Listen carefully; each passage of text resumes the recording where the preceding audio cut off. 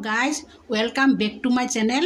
আজি মই ভাজি থোৱা মাছৰ গুড়া দি জহা চাউলৰ মুড়ি ঘণ্ট বনাম। কেনেকৈ বনাম আপোনালোকে ভিডিঅ'টো চাই থাকিব। প্ৰথমতে মই জহা চাউলকেইটা অলপ ভাজি লম। জহা চাউলকেইটা ভাজা হৈ গ'ল, নমাই ল'লোঁ। এতিয়া মই কেৰাহীটোত অকণমান তেল দিম। তেলটো গৰম হোৱাৰ পিছত তেজপাত দুটামান দিম। তাৰপিছত কাটি ধুই থোৱা আলুকেইটা অকণমান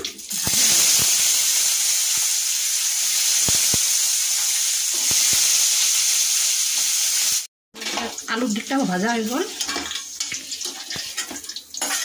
এতিয়া মই কেৰাহীটো তেল ভাজা তেল আছিল আৰু অকণমান তেল দিলোঁ। তেলটো গৰম হোৱাৰ পিছত কেইটামান পাঁচফোৰণ দি দিলোঁ। কাটি থোৱা কেইটুকুৰামান পিঁয়াজ দিলোঁ। পিঁয়াজটো ভাজি থোৱা মাছৰ মুড়াটো দিলোঁ। পিঁয়াজ বটা, আদা বটা, নহৰু বটা,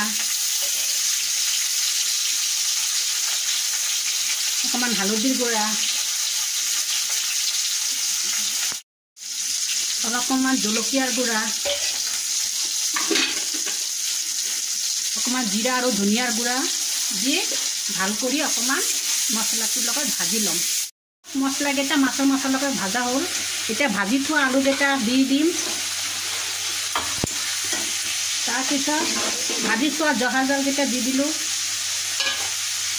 তাৰপিছত ইয়াতে কাজু আৰু কিচমিচ আছিল, কাজু কিচমিচ অকণমান দি দিলোঁ। এতিয়া ভালদৰে আৰু অকণমান লাৰি আগতে নিমখ দি আছিল অকণমান ভাজাৰ সময়ত, এতিয়া আৰু অকণমান নিমখ দিলোঁ। নিমখ দি এতিয়া পানী দি দিম।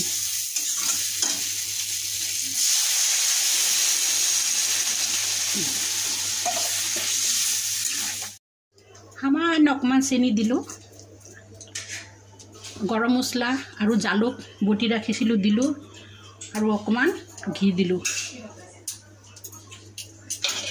আপোনালোকে পৰিমাণ অনুযায়ী নিমখ আৰু জ্বলাটো দিব।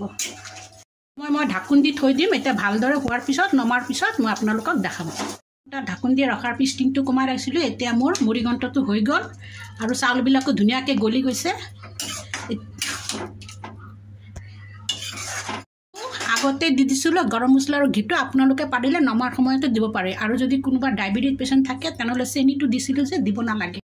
এতিয়া ভিডিঅ'টো যদি ভাল লাগিছে তেনেহ'লে লাইক কৰিব, শ্বেয়াৰ কৰিব, ছাবস্ক্ৰাইব কৰিব, ওচৰত থকা বেল আইকনটো দবাই দিব আৰু কমেণ্ট বক্সত কমেণ্ট কৰি জনাব।